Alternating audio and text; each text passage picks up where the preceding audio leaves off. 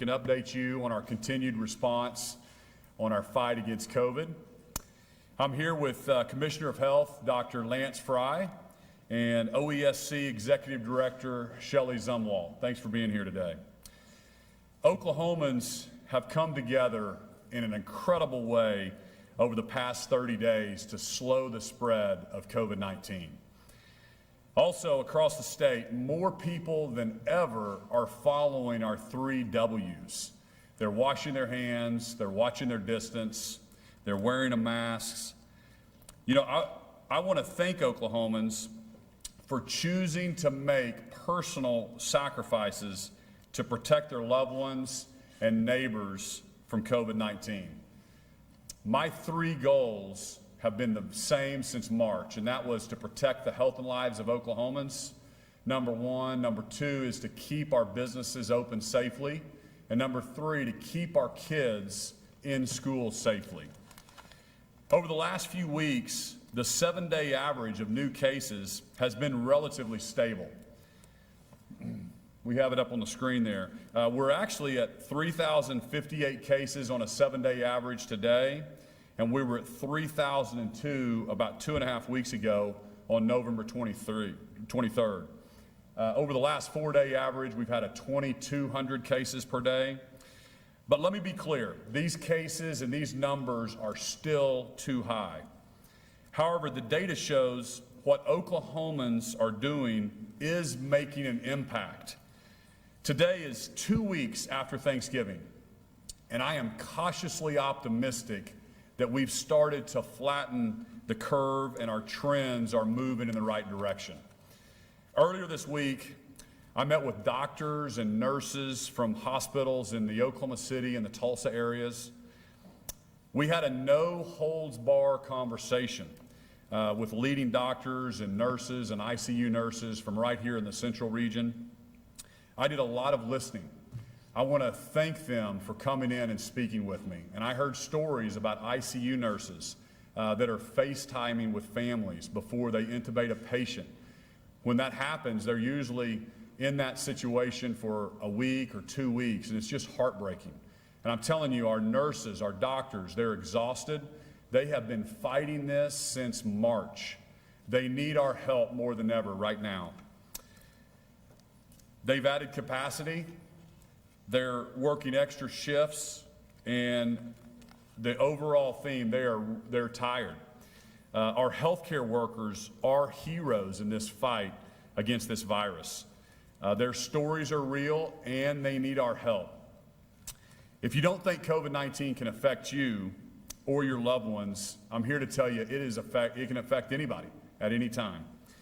So now is the time for us to do more in our fight against COVID-19. A vaccine is on its way, but it's not here yet. So I'm asking Oklahomans to join me together for another push so we can get to the light at the end of the tunnel. So let's talk about how we get there. I'll be issuing an executive order with a few things to step up our fight and bring our cases down. Attendance at youth indoor sporting events will be limited to 4 spectators per participant, or 50% of the building's capacity, whichever is lower.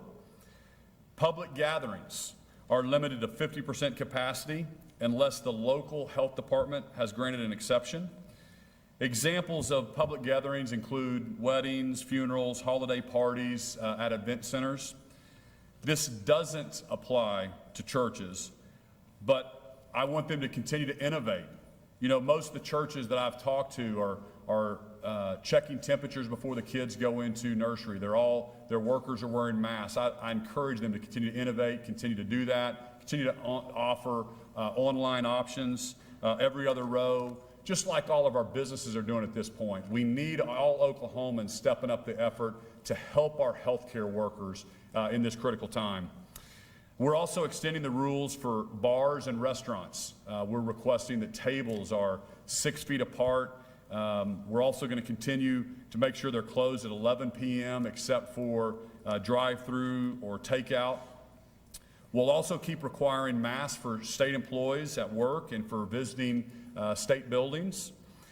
The CDC has identified restaurants, bars, and sporting events as areas where we need to be more careful. What makes them great is also what makes them a little more risky. They take us out of our bubble and bring people together who aren't normally together. That increases the potential for the virus to spread, and that's why we're taking these additional steps today. I know this is a challenge, and these actions will personally affect many Oklahomans. These are difficult and complex decisions, and I want every Oklahoman to know that I don't take any of these decisions lightly. Please don't forget your local restaurants or bars who need our support more now than ever before during this holiday season. Just like it's critical to slow the spread of this virus, it's also critically important to support our local businesses, keep our businesses open safely. I've heard from many Oklahomans who want me to issue a statewide mask mandate. I've also heard from many, many more Oklahomans who don't want me to. The goal is to get people to wear a mask. You know, it was a month ago today that Dr. Julie Watson and doctors from across the region joined me to ask Oklahomans for their help on this. So here's the data from Carnegie Mellon University. Based on this data, Oklahoma has gone from 79% of Oklahomans wearing masks on November 1st to more than 87% of Oklahomans today. We've closed the gap with Alabama and Louisiana, and they've had mandates in place since this summer. You know, it's not about magic words. It's about Oklahomans doing their part to slow the spread of this virus. And I'm pleased to report COVID-19 vaccinations are on their way to Oklahoma next week. We expect 166,000 doses to hit the state of Oklahoma in the next 3 weeks. That will let us make great progress for our healthcare workers, our highest risk groups, and prioritize their vaccination. It's not the end of our challenges, but the end is coming. That's my message for Oklahoma. We can see the light at the end of the tunnel. We are going to get through this together. The reality of this situation is that it's up to every one of us to keep Oklahomans safe, keep our neighbors safe, and slow the spread so we can keep our kids in school, we can keep our businesses open safely. So please keep watching your distance, wear a mask when you're around others, wash your hands frequently. Now I'll turn it over to Dr. Fry for an update and some changes on our quarantine policy. Dr. Fry?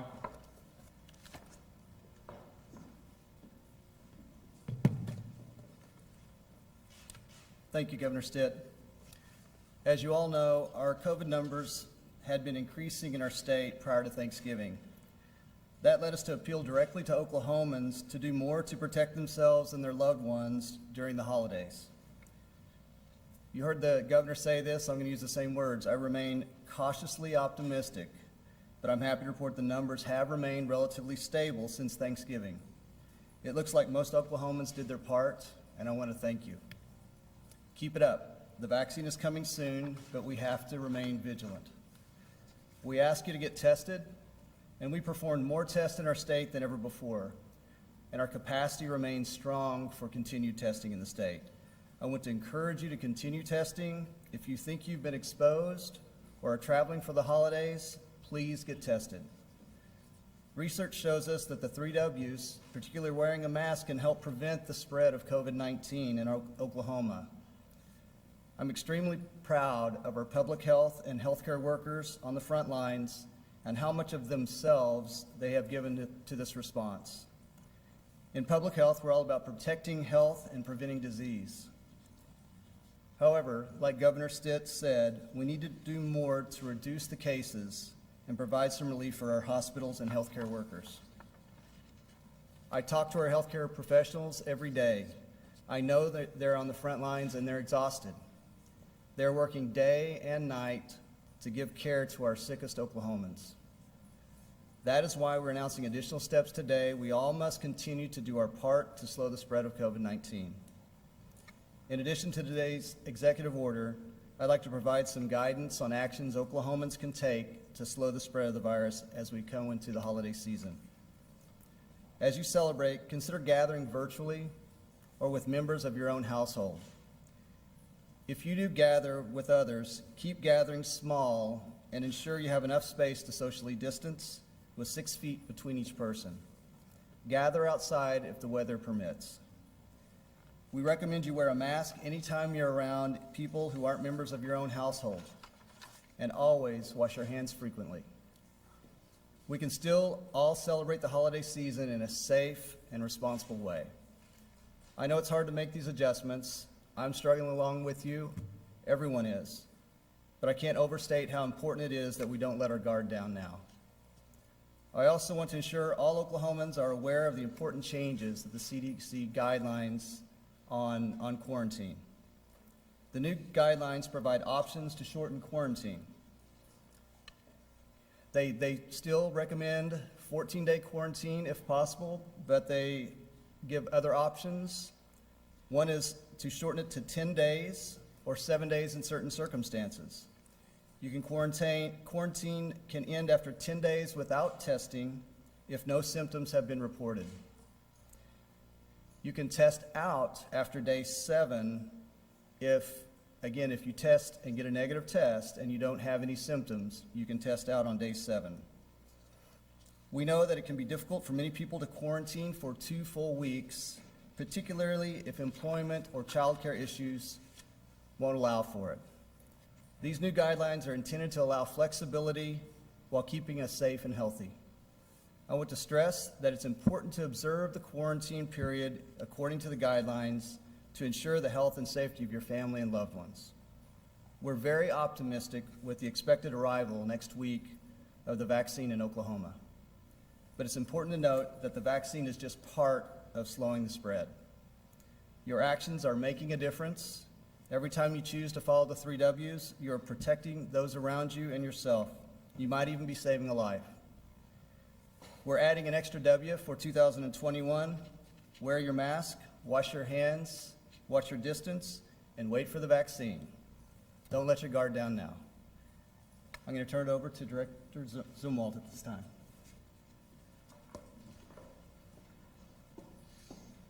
Thank you. I've got short and sweet for you guys, but I'm very excited about this announcement. In my position as Executive Director at OESC, I made a point of being transparent and accessible to claimants and to the press. At times, that has required me to personally deliver difficult information to citizens and claimants, but I feel strongly that leadership is not about a title, but being called to run towards the challenge or the fire instead of running away, and showing up every day when it's hard. And I see a lot of examples of that type of leadership in this room. While we wait to hear about a federal relief package, Oklahoma is taking decisive action to help our citizens who've experienced unemployment this year. I can't tell you how excited I am to have good news today. This year has been tough on so many, and to have good news that will impact so many of our claimants after they've had such a tough year. OESC has received guidance that allows us to distribute the remainder of the federal FEMA Lost Wage Assistance Funds, and the agency will be making one-time $400 payments to over 120,000 Oklahomans. The LWA program was the multi-week $300 payments that went out to eligible claimants August 1st through September 5th, earlier this year. The eligibility for this one-time payment is the same as the LWA program was. You must receive at least $100 in any benefit type, have been impacted by COVID, and the only change is the eligibility week. It's going to be the week following the original last week of LWA. More specifically, it's September 6th through 12th. The agency will begin distributing these payments the evening of Wednesday, December 16th, next week. with the first payments arriving in claimants' accounts Thursday morning, December 17th. We will continue dispersing these one-time payments through Monday, December 21st. It's important to note these funds can't be used for any other program. They're restricted, and their guidelines are determined by our federal partners. These are also not state funds, and they cannot be distributed into the UI Trust Fund. I hope this announcement is a bright spot in a year that has brought so many challenges to the people OESC serves. And I feel so very fortunate to be able to deliver good news to you today. Thank you.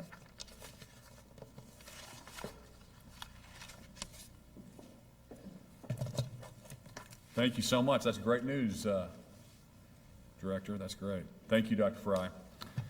To recap our three goals. Number one is our first priority has always been to protect the health and lives of Oklahomans. Number two is to keep our businesses open safely. And number three is to keep our kids in school safely. With those goals in mind, to recap, here's what we're doing.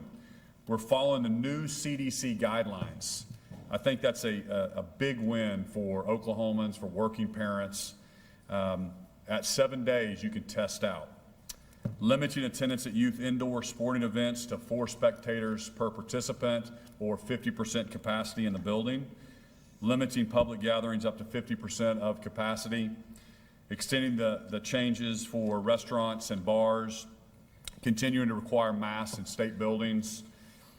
And getting additional money to Oklahomans who are still struggling to find a job.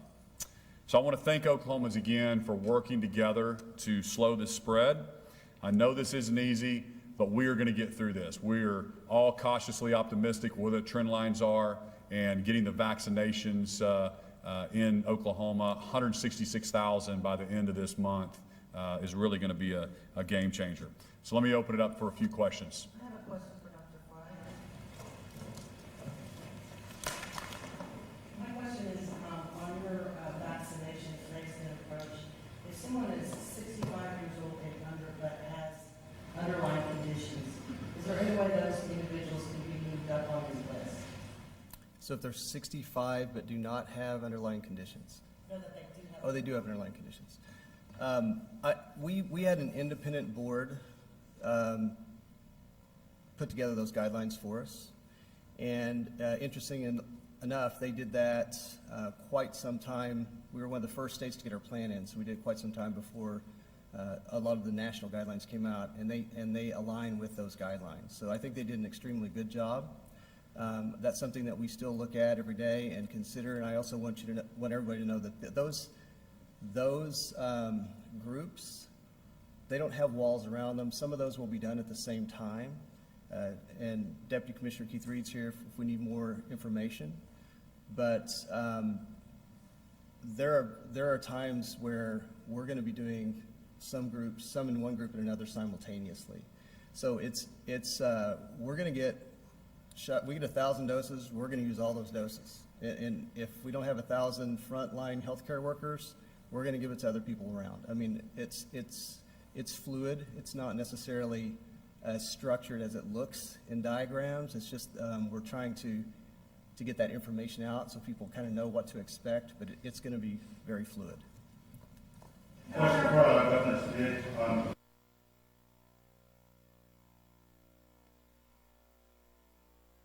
You've been listening to a live news conference with Governor Kevin Stitt, our state health commissioner, as well as the executive director of the Oklahoma Employment Security Commission. Let me just recap a couple of the things that they were talking about. The governor saying that he is cautiously optimistic that we are starting to flatten the curve here in Oklahoma. He did say that he's going to encourage people to follow his So all of our executive orders last for 30 days, and then we'll reevaluate them as we're watching the numbers.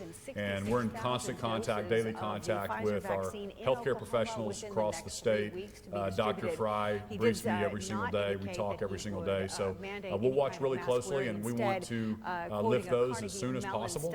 But really, it's about hospital capacity right now. compliance are And people with the wearing masks hospitals compared to 79% really being just about a exhausted month and a half ago. at a point where Our state health commissioner was also saying that they're he's getting at encouraging people capacity. to gather And so virtually that's or in why I'm very, asking very small Oklahomans, that's why we're groups if you putting must these be make outdoors sense. if you can. He also said he added a W to the 3 W's, so now there are 4. In addition to wash your hands, wear a mask, and watch your different distance, he was saying that we should wait for the vax as number 4. Also good news for those who are unemployed. 120,000 Oklahomans may be in line for a one-time $400 check from the Oklahoma Employment Security Commission. You can go to their website, oesc.ok.gov, to find out more about that. We will have more on all that was said and the new developments in our state for you on our newscasts at 5 and 6 and 10 o'clock tonight, as well as our app and our website and our social media pages. Back to Rick. This has been a 2 Works For You special report. Stay with 2 Works For You and KJRH.com for continuing coverage. In my establishment, as long as I was selling further after 11 p.m., or was it your intention that those places shut their doors and have patrons exit by 11:01? I think it was that at 11 p.m. is when the alcohol would stop, and then they would start shutting their doors, yes. So just to be clear, people can stay in the establishment after 11 p.m. So long as they're not purchasing anything new. Is that correct? I think we're splitting hairs there on staying in. I don't think I expect anybody to shove somebody out the door at 11:01, and I'm really not worried about. Oklahomans always do the right thing, and so just hoping Oklahomans will do the right thing. And I haven't specifically asked the ABLE Commission what they're doing at 11:01, but we can get back with you on that. Okay, because I think that there have been some news reports and evidence of establishments being cited for having sold their final food or beverage at 10:55, and then people still being in the establishment at 11:15 and then getting a $100 ticket or something like that. You're saying that was not your intention? Yeah, I'd need to check on that. I don't know if you said they're getting fined at 10:55?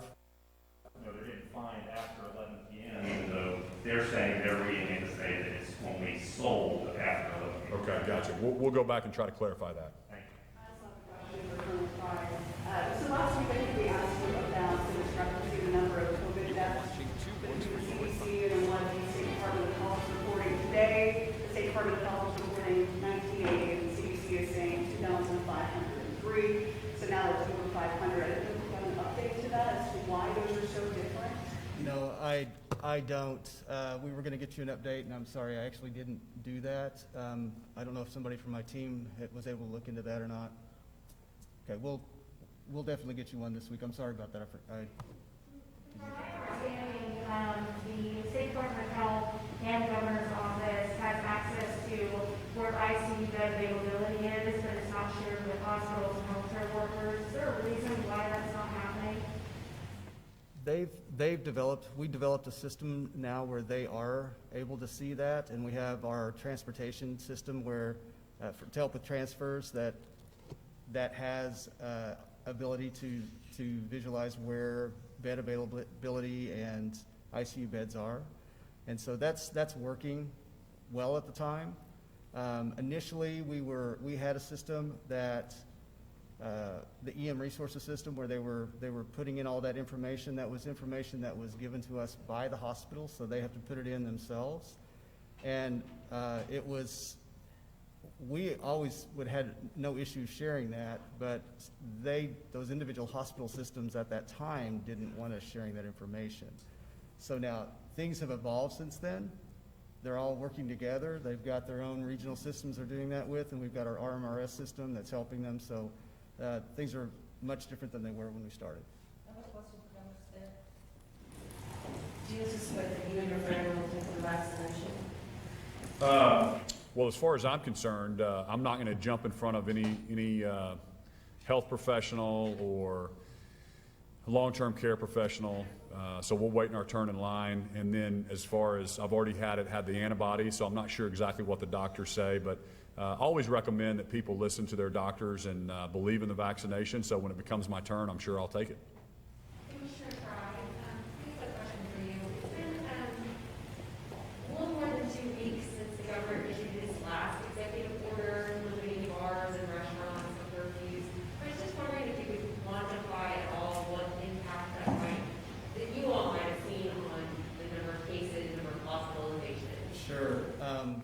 think you can, I don't have, you know, a timeline with all those numbers on there, but I can just tell you in general, our numbers were going up initially. They were going up at quite an alarming rate for everyone. Those have plateaued, and again, I use the words cautiously optimistic, but we seem to be around the same level for the last several weeks. So I think that it really has helped. That and the messaging that we did with everyone to do the right thing over the holidays. It seems to be working, and we're very happy. We hope to bring it down more, and I hope that these new actions will, but I'm glad that it at least seems to have stabilized. Question from Ben Felder at the Frontier. We wanted to see how many vaccine doses the state expects to receive in the next few weeks. The number cited seemed to be a little different from the Department of Health number, and we just want to see if there was an increase in that.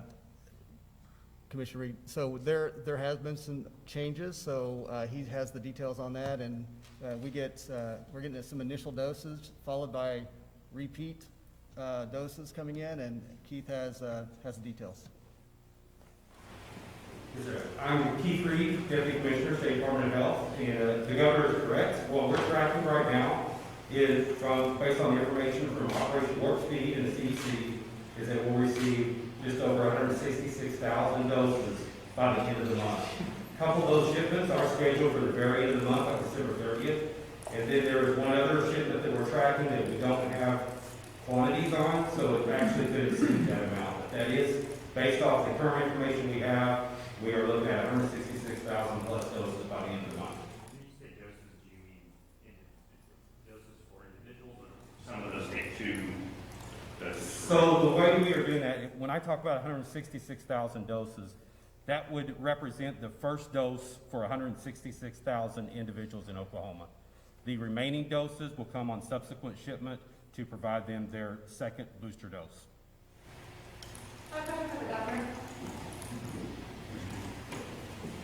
There's been several weeks now with recommendations in the White House report that we're not implementing here. One recommendation this week has gone been on it for several weeks is reducing capacity in centers to 25%, restaurants and bars, and other public event spaces.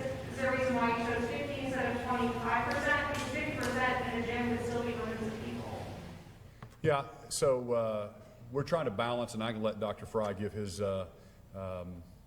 reasoning for that as well. But we're trying to balance listening to all the recommendations coming from the White House. We have recommendations coming from all over. You can watch what other states are doing.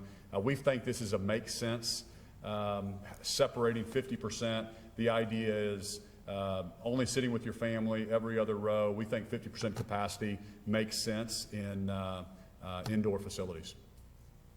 A question from Paul. That's a great explanation. We looked at, do we do a certain number? Do we do percentage? Do we do distancing? The venues vary so much in size that it's hard to be too granular with it. So we went with the percentage just to make people space out and decrease the numbers. Will this include gyms or retail stores? We have not done, I don't think those were considered public gatherings, so we'll look at the language of the EO, but I don't think those were in there. Question from Janelle Steckline. She wanted to know, when does the new capacity order take effect? The executive order is being drafted now. It'll probably hit, the executive order will be released either later today or tomorrow. We usually give it a couple days to take effect, so probably no later than Monday. As the virus spreads out of control, Are there any plans here to extend the 11 p.m. curfew to be starting in a week? Yeah, that's one of the things that we are, we're going to extend the 30-day, for another 30 days, executive order that talked about the 11 p.m. bars and restaurants. framing this virtual meeting of an independent. Do you have a message to some of the bar restaurant owners who say fairly pointing them out as far as reason for COVID spread, and they're losing money, revenue? Do you have a message for some of the restaurant bars Utilization, the medicine will immediately move from this. Yeah, so we initiative looked plant at, to hospitals and we looked at distribution all of the centers data, across and we had the country. analytics, we had the early health doses professionals tell us expected to go to what do we frontline need to medics and do those to make facing sure we the keep our highest capacity risk. down, and Even the with two the things military that rushing they the told us supply would move the lines, needle it the will most in take months Oklahoma for the general was public to bar have and an restaurant opportunity capacity, to take the really vaccine, a gap after that 11 doctors fear p.m. And could so include that's why we did it. Our tens of heart, thousands of infections we obviously, my and whole deaths. goal We is have to an keep businesses unthinkable open number of safely. COVID To patients do yet that, to we have to come in the have coming weeks. It our is hospital unclear capacity to to all be of able to us take here care on of the our most front vulnerable line and our sick. how So we are going to it is always a manage and balancing handle act. this. We also provided medical $19 teams million, over already $19 million pushed to their to limits bars and and restaurants hospitals running out of earlier space on for in the new pandemic from the patients. CARES relief funding. And Jay so Gray, NBC if we News. get another stimulus package, that's also going to be one of the first things that we do. But again, we're trying to balance all these things. And we really have to protect the capacity, and so we're just asking Oklahomans to continue this fight for a little bit longer, and we can really see the light at the end of the tunnel. The 166,000 doses, nobody anticipated that Oklahoma was going to have 166,000 doses by the end of this year. So that's something that we're cautiously optimistic with our curve flattening. We can get the doses in here. We already have tells me scientists are still investigating what part of the vaccine caused the reaction, but they believe, and antibody Curtis McMurtry testing agrees, they showing were that we've likely got allergic to the gel 20-something inside % of that carries the Oklahomans have already vaccine. It's called polyethylene had the glycol. antibodies for COVID, may not even ever have got tested. So we're starting to see some of those numbers, and so we're cautiously optimistic that we're starting to see these numbers come down as we see this go through the population. And in the U.S., it's expected to be approved any day now. Whenever they approve it, they will provide guidelines. Antibody testing is specifically, you said a couple times that experts provided data on bars and restaurants being the hotspot would be most targeted. Who we get that data? I think there are, business people out there who question, is that real? Did that come from somewhere? And I think if we could get that, we might be able to do it. Sure, we have that. We'll get you that data. So. Thanks, everybody. Thank you.